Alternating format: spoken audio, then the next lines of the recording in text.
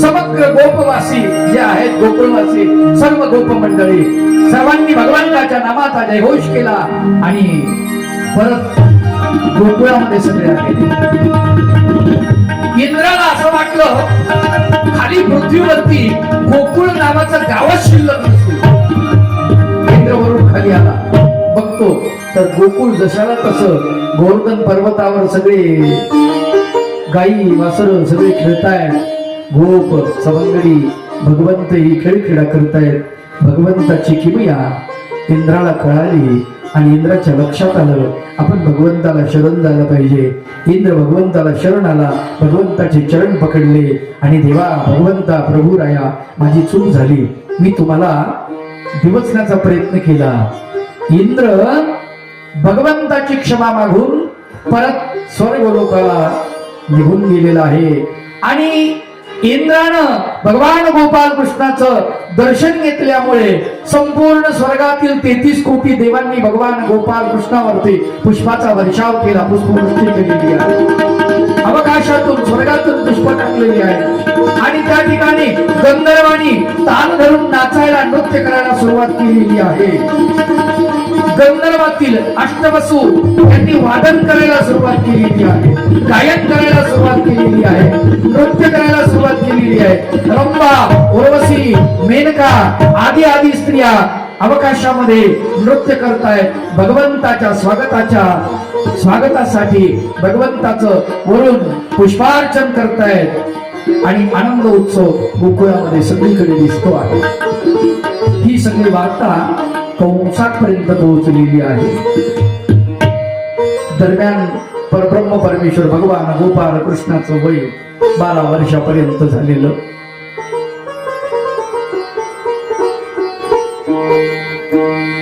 स्वामी चक्रधर महाराज फार सुंदर वर्णन करतात. श्रीकृष्ण चक्रवर्ती पूर्वी श्रीकृष्ण चक्रवर्ती विज्ञान शक्ती खेळीनले पाठी ज्ञान शक्ती स्वीकारिली. 12 वर्षा अगोदर भगवंतानं विज्ञान शक्तीचा वापर केलाय आणि 12 वर्षानंतर भगवंतानं ज्ञान शक्ती स्वीकारलेली आहे जीवाच्या उद्धाराची. काय त्या गोकुळामध्ये 12 वर्षापर्यंत गोपिका सगळ्यांना आनंदित ठेवलेलं आहे. भगवंत रासक्रीडा करतायत. त्याचं वर्णन फार इतकं अप्रतिम आहे, तुम्हाला सांगतो. गोपिका श्रीकृष्णावरती प्रेम करतायत ना, हे प्रेम म्हणजे मातेचं पुत्रावरती असलेलं प्रेम आहे. कृष्णाला ते पुत्र मानतायत गोपिका, हा भागच आपल्याला माहित नाही. कारण गोपिकांचं वय जे आहे 18, 20 ते 25च्या दरम्यान आणि कृष्णाचं वय 12च्या आतमध्ये 5 ते 11च्या दरम्यान. या बालकाचं त्या मातांशी जे नातं आहे ना, माता पुत्राचं नातं आहे. आणि जगामध्ये सगळ्यात श्रेष्ठ प्रेम आहे माता आणि पुत्राचं, ते प्रेम कृष्ण देत आहे. आपल्याला हे माहितच नाही. आपण त्याला वेगळी लांछनं लावलेली आहेत. आणि तुम्हाला सांगतो, आताच्या गवळणी ज्या निघाल्यात ना, त्या गवळणीच नाही. तो काय ते गवळण आहे का काय? एक आता गवळण बऱ्याचशा डीजेवर चालते. तुझ्यासाठी तुझ्यासाठी तुझ्यासाठी आले वना. कशाला आली मरायला? देवासाठी जर आली तर वापस जाणार नाही का ती? विचार करा. आणि माझ्या मनात नव्हतं म्हणे, खरंच नव्हतं रे कृष्णा माझ्या मनात, आणि तुझ्यासाठी आले म्हण. काहीतरी जीभ जोड आहे. जीभ जसं जीभ वळली तशी गवळणी तयार झाले. खडा मारला, माठ फोडला, रिकामे धंदे, एवढे धंदे होते कृष्णाला. माठ फोडत बसायचे. अरे माठ शब्दाचा अर्थ लक्षात घ्या. माठ म्हणजे अहंकार. भगवंताना आपल्या कृपा शक्तीचा खडा मारून आपले अहंकार तोडलेले आहेत, नष्ट केलेले आहेत. हा त्याच्यात अर्थ दडलेला आहे. ते आपल्याला कळायला पाहिजे. माय बापू, हे आम्हाला कळत नाही, हे कळत नाही. गवळणी जे आहेत ना, ते सांकेतिक रूपामध्ये आहेत, त्या संकेत आहेत त्याच्यामध्ये, ते कळले पाहिजे. त्याच्यामध्ये गुप्त अर्थ दडलेला आहे. आई बापाशी जितेची मारावे, काय एका भंग आहे. काय म्हणतात? आई बापाशी जितीची मारावे, पाय धरावे बायकाचे. हा भंग काय? श्रीमंतांनी तर अवघडच काम झाली. आई बापाला जिवंत मारा आणि बायकाचे पाय धरा. अरे आई कोण बाप कोण लक्षात ठेवा. आई म्हणजे ममता, बाप म्हणजे अहंकार. याला जिवंत मारा संत सांगतात. आणि पाय धरावे बा, हे बा, हे माणसा, पाय धरावे बा एकाचे. एकाचे पाय धरा, बायकाचे नाही.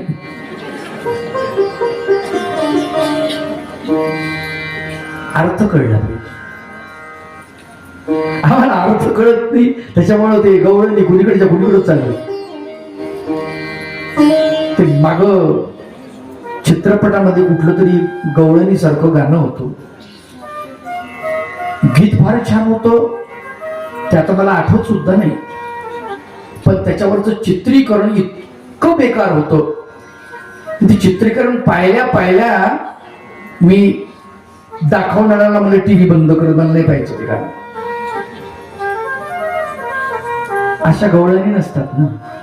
नाथ बाबांच्या गवळणी पहा, काय सुंदर गवळणी आहे. तुकाराम बाबांच्या गवळणी पहा, काय सुंदर आहे. ज्ञानदेवांच्या गवळणी पहा, काय सुंदर लिखाण केलेलं आहे. त्या गवळणीच नाही दिसत आता. काय त्या गवळणीच नाही. इतकं सुंदर वर्णन आहे त्या गवळणींमध्ये. नाथांची गवळण एवढी सुंदर आहे. मुरली मधुर किती मुरली मधुर तुझी बाजे कन्हैया, बजाओ बजाओ मुरली. मुरली मधुर किती मुरली मधुर तुझी बाजे कन्हैया, बजाओ बजाओ मुरली. मुरली मधुर तुझी मुरली मधुर तुझी मुरली बाजे कन्हैया, बजाओ बजाओ मुरली. बजाओ बजाओ मुरली, बजाओ बजाओ मुरली.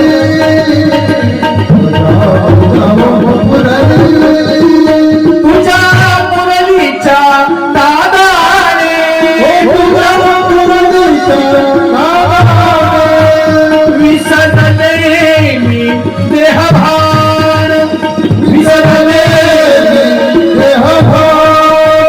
घर सोडून, हो घर सोडून सेविल राम कन्हैया, बजाओ बजाओ मुरली. मुरली मधुर किती मुरली मधुर तुझी बाजे कन्हैया, बजाओ बजाओ मुरली. बजाओ बजाओ मुरली, बजाओ बजाओ मुरली.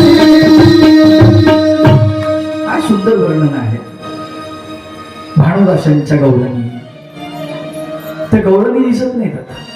आता त्याच्यात भगत चित्र विचित्र गवळणी, आणि त्या ऐकू सुद्धा वाटत नाही. ऐकू सुद्धा वाटत नाही. परब्रह्म परमेश्वर भगवान गोपाल कृष्ण गवळणींना प्रपंचामध्ये अध्यात्म फलवून देतात.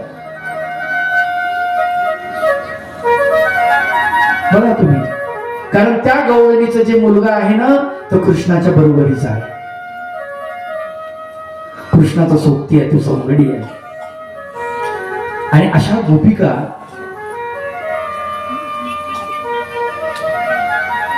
दिवाळी झाल्यानंतर शरदाचं चांदणं जे पडतं शरद ऋतूमध्ये, या शरदाच्या चांदण्यामध्ये भगवंत गवळणीला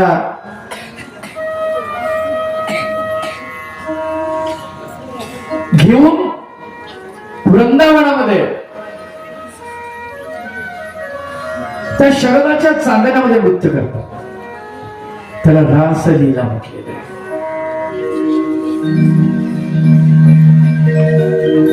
स्वप्नात चांदण्याचे गणकोणीमा दिसावी हो आज राधा माझी पिया सारी माझी पिया सारी हो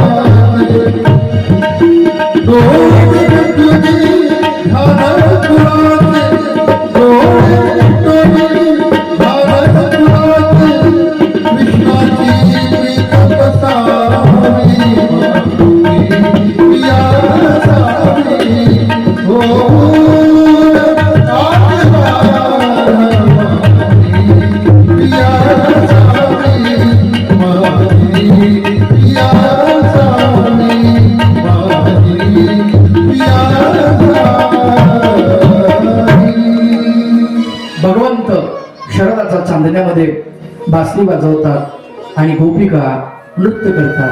त्याच्यामध्ये 80 वर्षाच्याही गोपिका आहे. असा का विचार करता तुम्ही त्या तरुणच आहेत म्हणून? असं नाहीच आहे. समग्र गोपिका. अरे इथे स्त्री गोपिकांचा विचार करू नका. पुरुष हा सुद्धा गोपिका असू शकतो. जो भक्ती भावाला ओथंबून जातो ना, त्याच्यामध्ये स्त्रीत्वाचा भाव जागा होतो. ती गोपिका बनत असते. ताजी घटना सांगतो. ताजी विदर्भामध्ये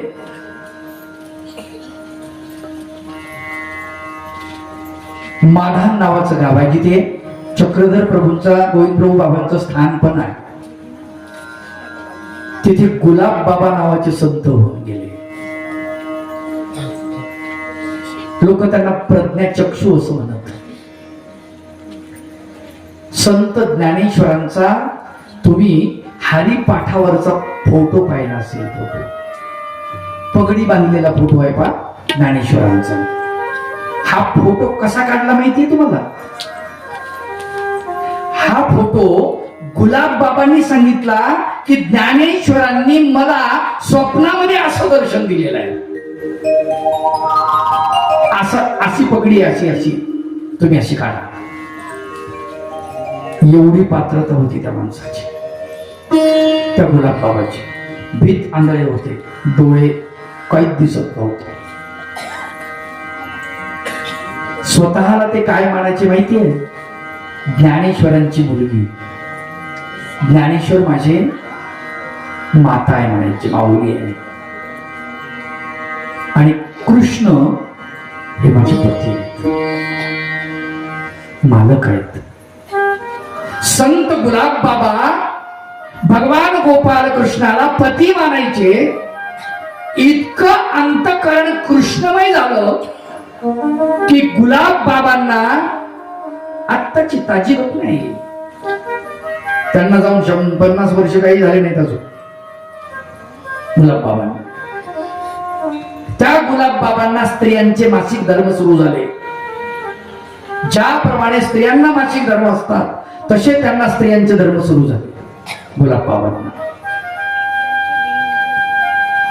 अंधश्रद्धा निर्मूलनचे कार्यकर्ते श्याम मानव म्हणून आहेत नागपूरचे. आपल्याकडे इकडे गोविंदराव पानसरे होते, त्या बरोबरीचे तिकडे श्याम मानव. हे त्यांच्या भेटीला गेले आणि ते म्हणाले, गुलाब बाबा हे काय भानगड आहे? ते म्हटले, ते संशोधन करणं तुमचं काम आहे, मला माहित नाही काय ते. मला एवढंच कळतं की मी कृष्णाची पत्नी आहे आणि मी ज्ञानेश्वराची कन्या आहे. हे काय माहितीये? गोपिका झालेत. गुलाब बाबा गोपिका झालेत. कुणालाही गोपिका होता येतं. तुम्हाला होता येतं, मला होता येतं, पुरुषांना होता येतं, स्त्रियांना होता येतं, म्हाताऱ्यांना होता येतं, बालकांना होता येतं. कुणालाही गोपिका होता. आणि गोपिका झाल्याशिवाय कृष्ण समजत नाही.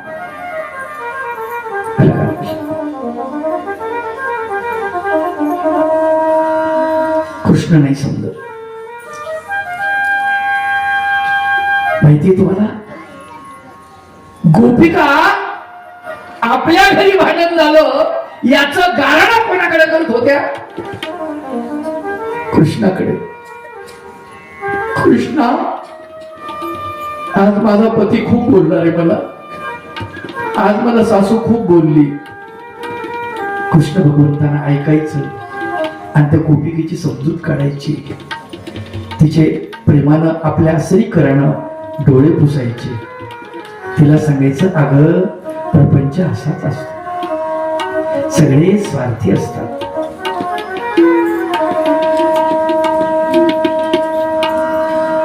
सगळ्यांनाच दुःख असतं. दुःख झालं म्हणून रडत रडत जगायचं का ते दुःख पिऊन हसत जगायचं हे तुमच्या हातामध्ये असतं ग. गोपिकांची समजूत काढायची भगवंत. आणि म्हणून गोपिका कृष्ण भगवंत सखा मानायचे. आपल्यापेक्षा कृष्णा लहान आहेस रे, किती मोठ्यापणाच्या गोष्टी सांगतोस. अरे माझ्या लेकरासारखं तुझं वय आणि कशा म्हाताऱ्या माणसाच्या गोष्टी सांगतोस. एवढं ज्ञान कुठून आलं रे तुझ्याकडे सोन्या? तोंडावून हात फिरवायचा. गोपिकांनी ओठ मोडायची आपल्या चाळ्यावरती. असा लळा आहे गोपिकांचा. काय पवित्र प्रेम असेल. आणि रास खेळतात, भगवंत नाचायला लावतायत. आनंदानं नाचा, हरकत नाही, ऊर्जा आहे, नाचा म्हणाले. नाचायला लावतात.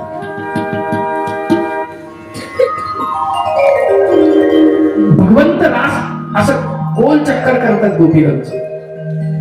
मधात भगवंत उभे राहतात, बासरी वाजवायला सुरुवात करतात आणि त्यांना फेर धरून नाचायला लावतात. हातामध्ये पिपऱ्या घेऊन आणि गोपिका नाचतात.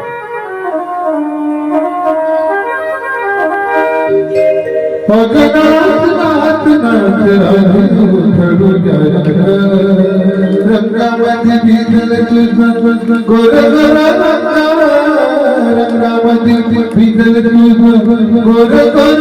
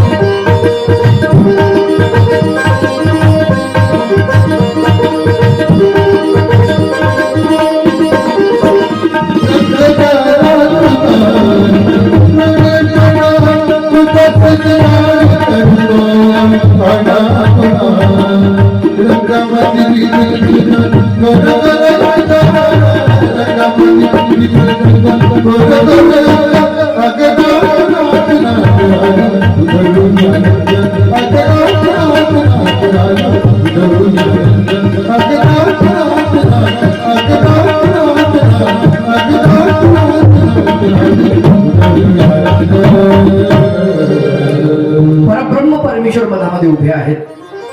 मुकुटमणी आणि भोवताल गोपिका हे धरून नाचतायत.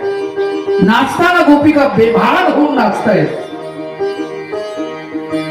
सगळं दुःख विसरल्या प्रपंचातलं. टोटल आता तिथे केवळ परमार्थ आहे, प्रेम भगवंताप्रती, एवढंच बाकी शिल्लक आहे. पण म्हणतात ना, अध्यात्मात सुद्धा अहंकार माणसाला सोडत नाही. हे सगळ्यात वाईट आहे. अहंकार सगळ्यात वाईट आहे. आता मला सांगा, एखाद्या माणसानं त्याग केला, प्रपंच सोडला, आनंदाची गोष्ट आहे की नाही? त्याचं भांडवल करायची गरज काय असते का? तसे भांडवल करतात काही माणसं. कुणाला पैशाचा अहंकार आहे, कुणाला शक्तीचा अहंकार आहे, कुणाला सत्तेचा अहंकार आहे, कुणाला भक्तीचा अहंकार आहे, कुणाला वैराग्याचा अहंकार आहे, कुणाला ज्ञानाचा अहंकार आहे. अहंकाराचे लक्ष. स्वामी चक्रधर महाराज म्हणतात, जीवास वैराग्य मिरवू आवडे, हाही एकात करुणी विकार जिगिका. जीवाला वैराग्य मिरवणं हा सुद्धा विकार आहे, अहंकारच आहे. लक्षात. माझ्यासारखा वैरागी कोणी नाही, माझ्यासारखा स्मरणनिष्ठ कोणी नाही, माझ्यासारखा कीर्तनकार कोणी नाही, माझ्यासारखा भागवतकार कोणी नाही. अहंकारच. भगवान गोपाल कृष्ण एक रूप होतं भगवंताचं. भगवंताच्या लक्षात आलं, प्रत्येक गोपीचा हात हातात धरून आपण नाचलं पाहिजे आणि त्यांना आनंद दिला पाहिजे, म्हणून भगवंताने अनेक रूप घेतली आणि प्रत्येक गोपी सोबत भगवंत नृत्य करतात. प्रत्येकीला वाटतं कृष्ण माझ्या सोबत आहे, प्रत्येकीला वाटतं कृष्ण माझ्या सोबत आहे. प्रत्येकीला अहंकार झाला, प्रत्येकीला अहंकार. कृष्णा मला खांद्यावर घे. आता प्रेमात सगळं चालतं. ठीक आहे, मी खूप थकले नाचून. भगवंताला खांद्यावर घ्यायचं, दूर जायचं. आता हे अनेक कृष्ण तयार झालेले आहेत. ही भगवंताची वेगळी लीला. म्हणजे गोपिकांना कळत नाही, त्यांना वाटतं माझ्याच पाशी कृष्ण आहे, दुसरीकडचा कृष्णच तिला दिसत नाही. दुसरीलाही तसंच वाटतं, कृष्ण माझ्यावरती जास्त प्रेम करतोय, मला जीव जास्त लावतोय. आणि अशामध्ये त्यांना प्रचंड अहंकार आला आणि भगवंताच्या लक्षात आलं, यांचा अहंकार ठेचल्याशिवाय नाही जमणार. अहंकारच तर वाईट आहे, आणि तोही भक्तीमध्ये. भगवंतानं आपली सगळी शक्ती शून्य करून टाकली, विज्ञान शक्ती काढून घेतली, एकही कृष्ण दिसायला तयार नाही. आणि गोपिका बेभान झाल्या, कृष्णा कुठे आहेस रे? आत्ता दिसत होतास, पुढे कुठे गेलास रे? ते तुझं मुरली मनोहर रूप, मोर मुकुटधारी, तो टोप असलेला तुझ्या शिरावरती, कुठे आहेस रे बाबा? कृष्णा कुठे आहेस? सगळ्या गोपिका रडतायत. 80 वर्षाच्या रडत आहेत आणि 20 वर्षाच्या रडत आहेत, 25 वर्षाच्या रडत आहेत, 45 वर्षाच्या सगळ्या गोपिका कृष्णाच्या वियोगात. भागवतानं सुंदर वर्णन केलं. महर्षी व्यास वर्णन करतायत की भगवंताच्या विराहामध्ये गोपिका संपूर्ण वृंदावनामध्ये चक्कर मारते, फिरते. कृष्ण कुठे दिसते? कन्हैया कन्हैया पुकारा रे, कन्हैया कन्हैया पुकारा रे, कन्हैया कन्हैया कन्हैया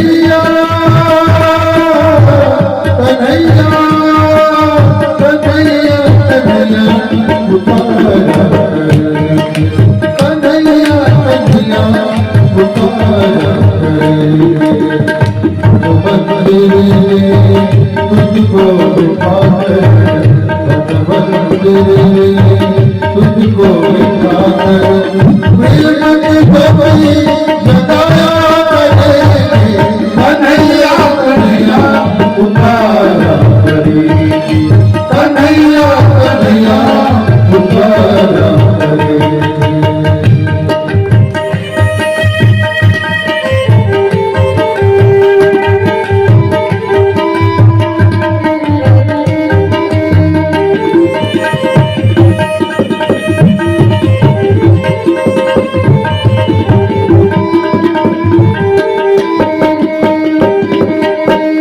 तू है गाना मैं पीता मुझसे है प्रीत नकोरी तू है गाना मैं पीता तुझसे प्रीत है तन तन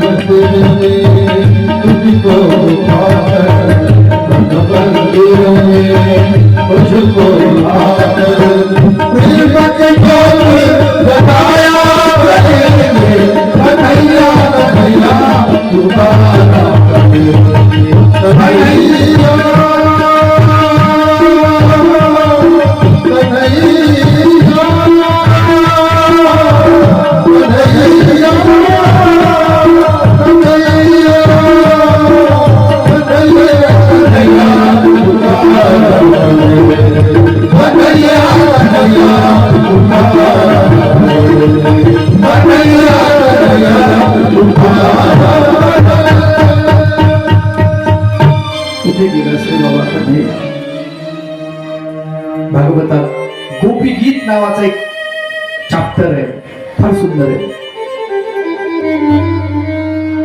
जयति तेधिकं जन्मना व्रज श्रयत इंदिरा शश्वदत्रयी दयति दृश्यतां दिक्षुतावक. अगदी सुंदर वर्णन. स्वयधृतासव त्वां विचिन्वते शरदुदासये साधुजातसत् शिरसिजोदर श्रीमुषादृजा सुरतनाथी शुल्कदाशिका वरद निघ्नतो निह किं वद. संस्कृत मध्ये त्याचं वर्णन इतकं सुंदर आहे. गोपिका फिरत आहेत आणि कृष्णा तुझ्या श्रीचरणामध्ये उपान्नव नाही आहे, पावलं नाही आहेत रे, चप्पल नाही आहे. आमच्यासाठी तू आडवानी आलास